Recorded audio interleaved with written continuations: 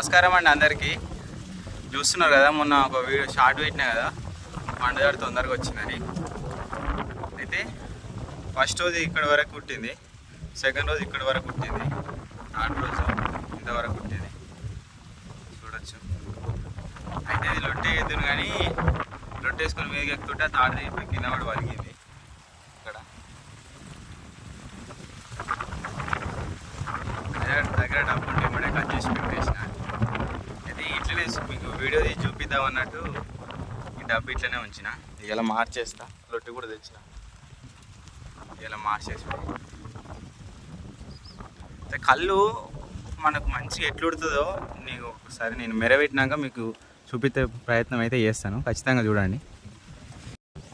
గమనించవచ్చు, ఇక్కడ మనకు చిన్న హోల్స్ లాగా కనిపిస్తున్నాయి కదా, చిన్న చిన్న హోల్స్ లాగా మెరేసినాక.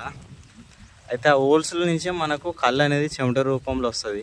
ఇప్పుడు మన స్కిన్ మీద ఎట్లయితే మనకు హోల్స్ ఉంటాయో మనకు చెమట వస్తుంది కదా, శ్వేదనాళాలు ఉంటాయి కదా, సేమ్ యాజ్ ఇట్ ఈజ్ అట్లనే ఉంటుంది అనమాట. మనకు చెమట అయితే ఎట్లా వస్తుందో ఒంట్లో నుంచి, దీంట్లో నుంచి కూడా ఈ హోల్స్ నుంచి కూడా కళ్ళు అనేది అట్లనే ఉడుతుంది.